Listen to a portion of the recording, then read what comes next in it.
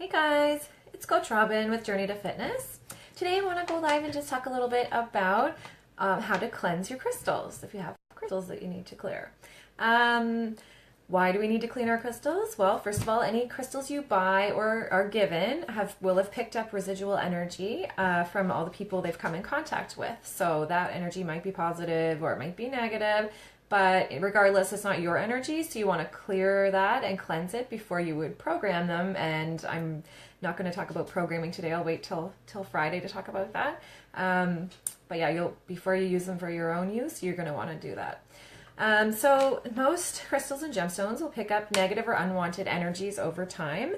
They're kind of like sponges, absorbing and reacting to the environment's energies. So crystals and stones that are used for healing and energy work should be cleared and cleansed of any negative energy before you do a healing session. You don't want the excess negative energy to have an effect on the crystal's ability to help you with your work.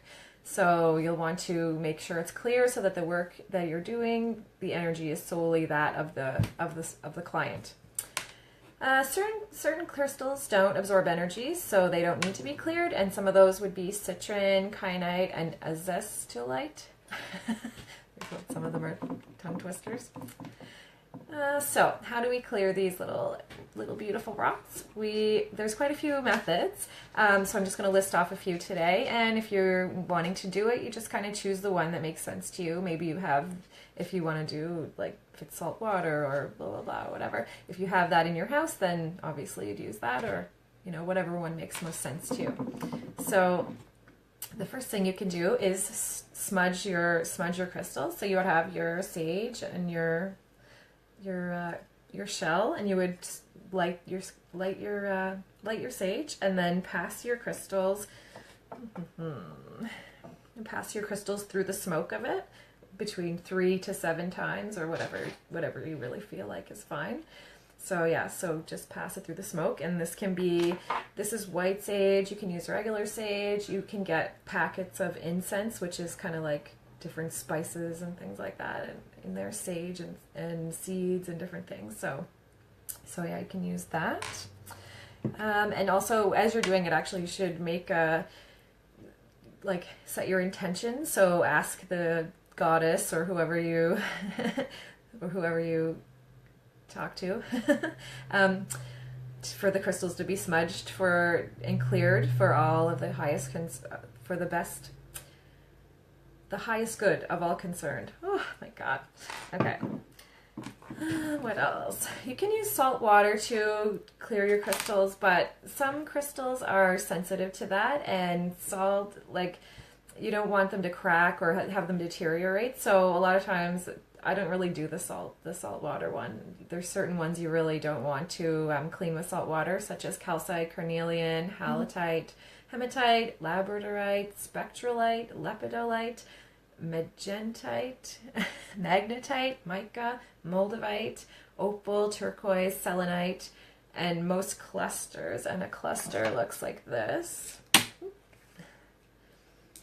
So it's like a whole bunch together on a kind of a platform. This is a pretty small one, but you can have big ones. And then you can also use the cluster to cleanse. So you can just set them on top. And certain clusters will cleanse other stones when they are set on top and just left there. I'll just leave that one there for now. You can use sea salt, dry sea salt, like in a bowl. If you live in a dry climate, this is kind of a good one.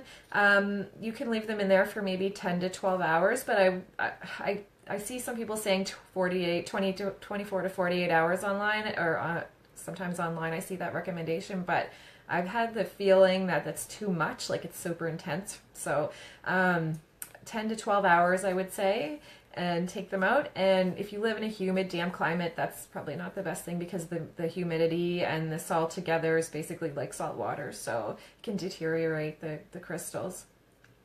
So they can weaken them, or they might split in half or anything like that. And it might not happen right away, but it might be something that like weakens them over time, and then it will happen. So I don't really recommend the salt as much. You can do fresh water. I do this one a lot because I keep a lot of my crystals on my windowsill, which you can see some there, but in my bedroom, my whole windowsill is full of crystals because I keep them there for sunlight and moonlight cleansing.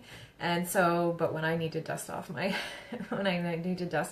window ledge, I just take them all and put them in water and just let them have a little bath there. just for the amount of time that I'm cleaning and dusting, and then I just put them all back. So do that.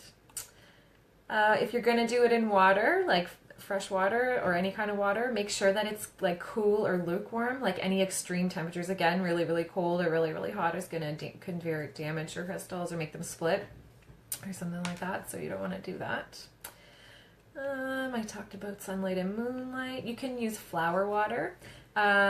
So you would soak this crystals in water with the petals of like a rose or honeysuckle or orange blossoms or jasmine or whatever flower for about 24 hours. And you can also use like pure rose water if you want.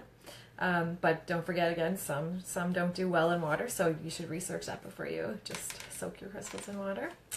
You can do earth or sand cleansing. So burying crystals and stones is very cleansing and healing for them. The earth loves it and the crystals love it. So if you can do it outside in your yard or something. So make sure you remember where you put them so you're not digging up your whole yard looking for the crystals. But also if you have potted plants around your house, you can just stick them in the pot and they love it. The plants love it. It's a reciprocal relationship. So, excuse me. Yeah, so already talked about using, this is like a stone clearing, so you use the cluster to set the other ones on.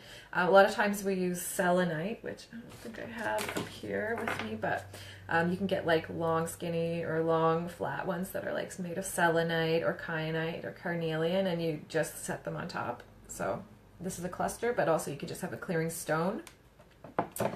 What else? You can Reiki if you do any kind of other healing work, you can use that to clean your crystals. So you're basically channeling universal life force energy to clear the crystal or heal the crystal of negative energy and unwanted energy. So as a Reiki practitioner, you would just treat the stone as you would any other being that needs healing and set your intent to heal the stone of any negative and unwanted energy. And then sound, so you can use sound to heal to clear your crystals. You can use ting shas, which are these little guys, and you just kind of, you can hear that it like vibrates and has a resonance, right? So you would do that and then just have it next to the crystals and like just make sure the crystals are in the vibrational area of the sound. You can use a bell, you can use a gong, you can chant Om and do it at the same time. So yeah, just passing the crystal through the sound waves, and that will clear it. You can use a white candle flame. So if you light your white candle and just pass your crystals quickly through the flame at the same time, like asking that the crystal be cleared of anything negative. Mm-hmm. Oh, my phone's dying, it looks like. 1 second while I plug this in.